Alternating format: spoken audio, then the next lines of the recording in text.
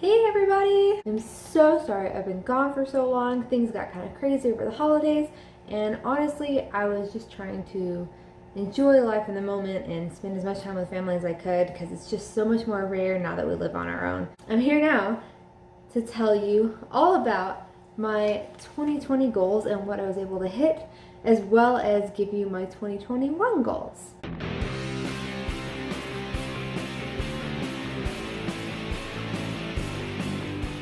So just as a disclaimer, I am honestly not a huge fan of the whole New Year's resolution bandwagon. I believe that you should be able to make a resolution at any time of the year.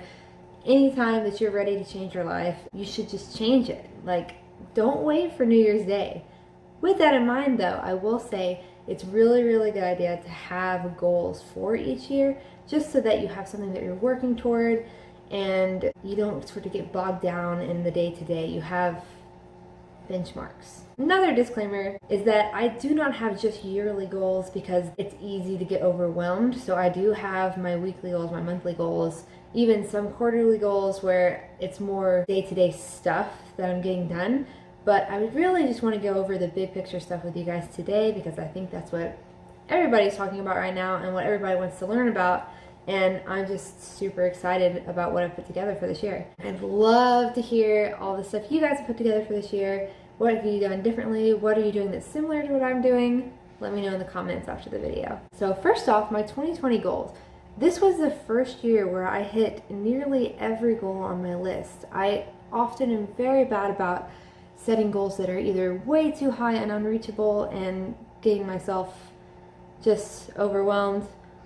Either that or setting goals that have to do with things that I was only interested in the moment and don't ever go through with them, such as when I was trying to create an art store, but then I got interested in writing, and then I sort of pulled myself a million different ways. And I've really, with 2020, was able to narrow down what I actually cared about and what I really wanted to accomplish for that year. I actually hit every single thing on the list except for one, and I'm not even ashamed that I missed that one because honestly, if there's anything I've learned this year, it's that that goal was a very bad for me goal to set.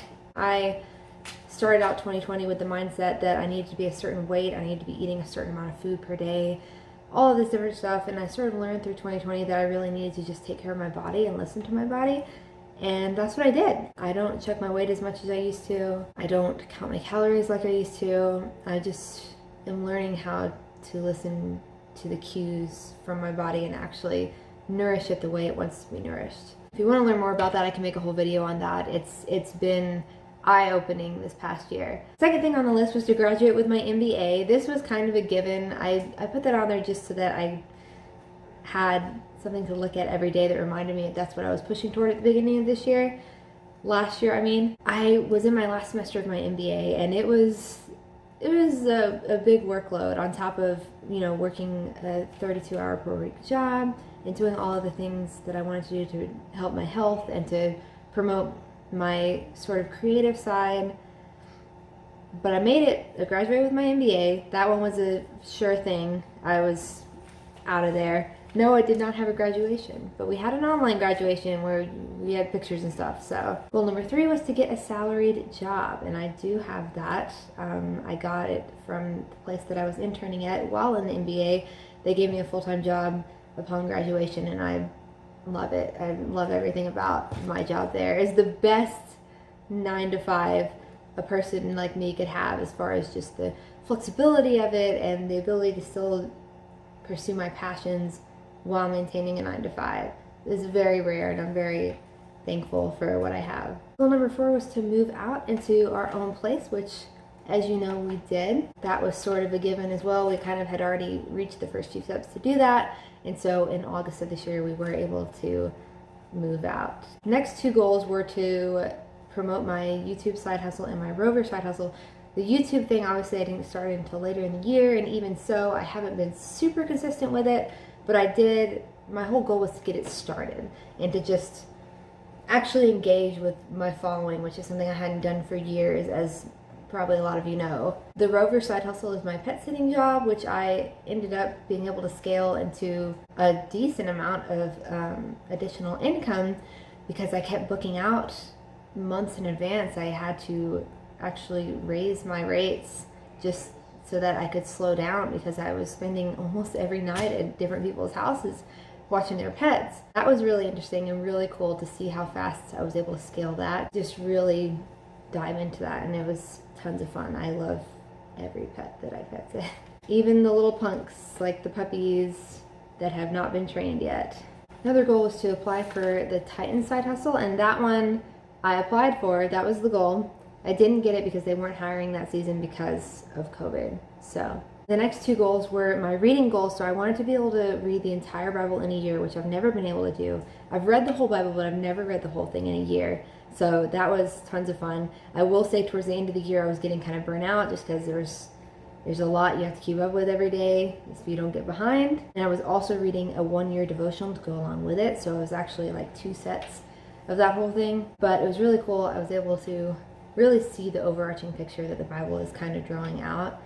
And I don't have it planned for this year just because I don't want to burn myself out and start to dislike it. But I'm really glad I was able to complete that last year. My other reading goal was to read 40 books. I completed that in the nick of time. I'm telling you, there was like 5 minutes left in 2020 when I finished my 40th book.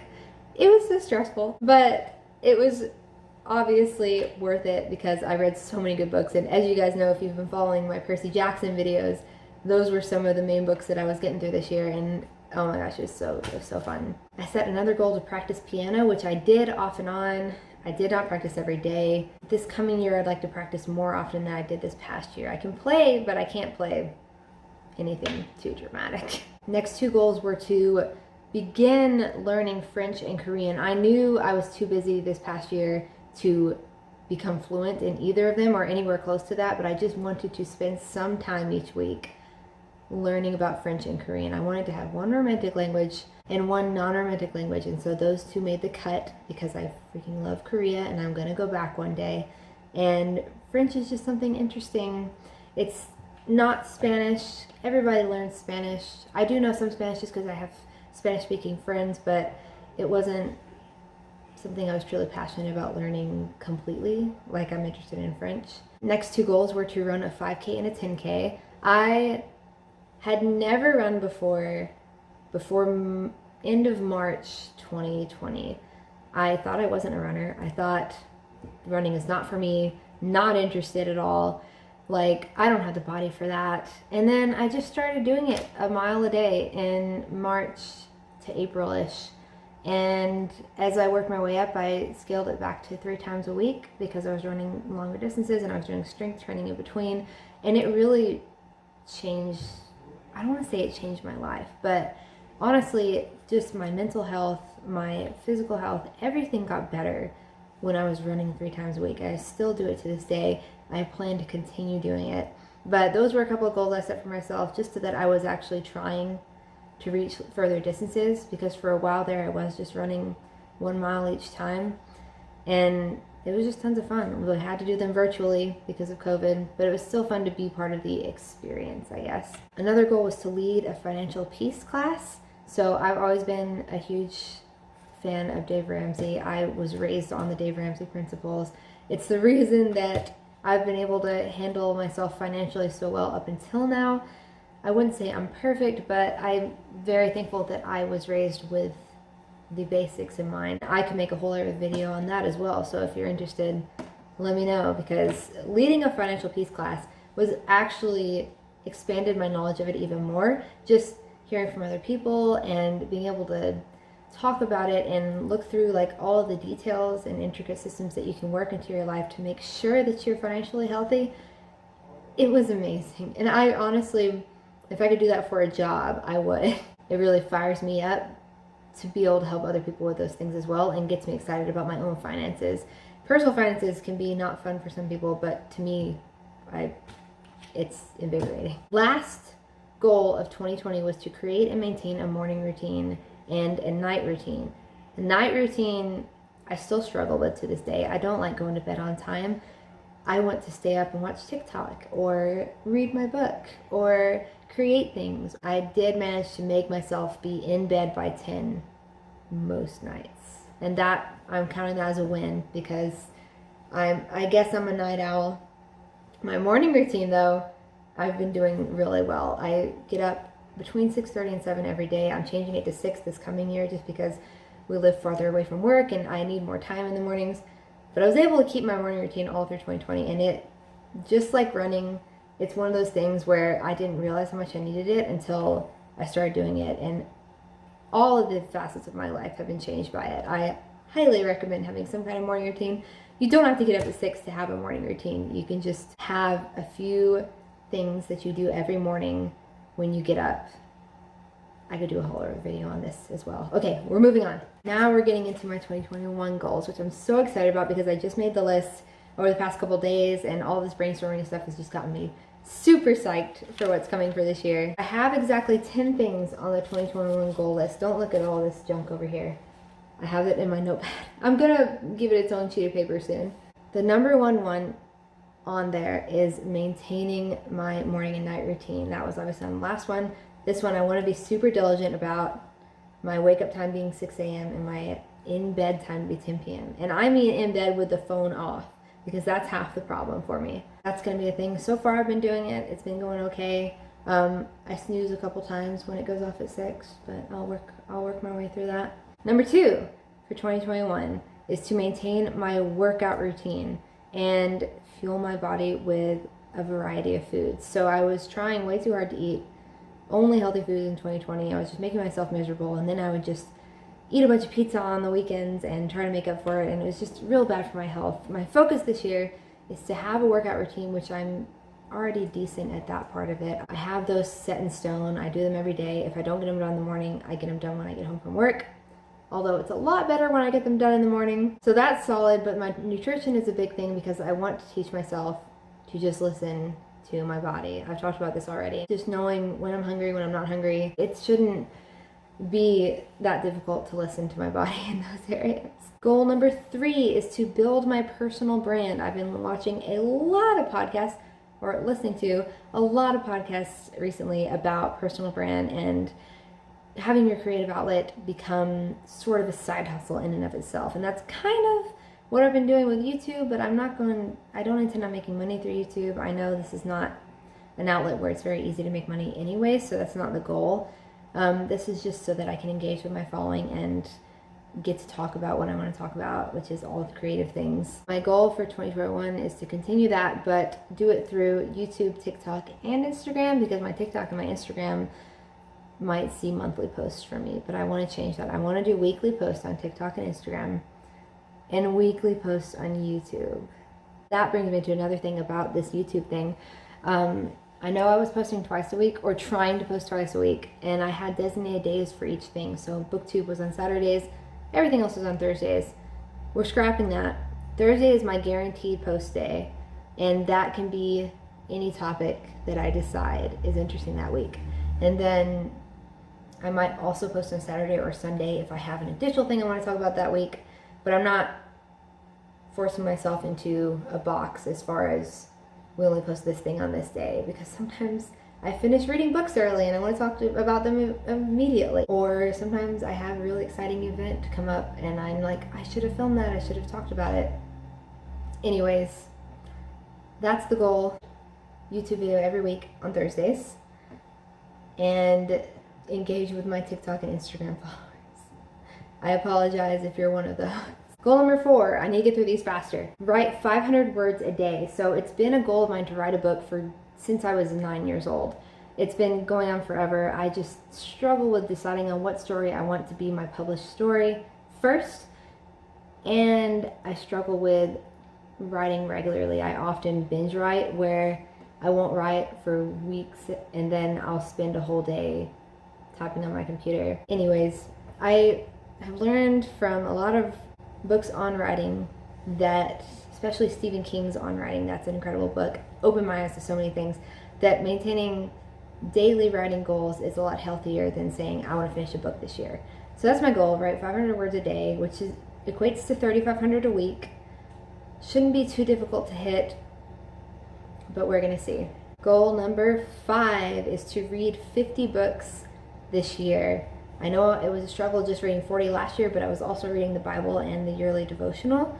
So I'm fairly certain I can get 50 in this year, and I want to read the whole New Testament in a year.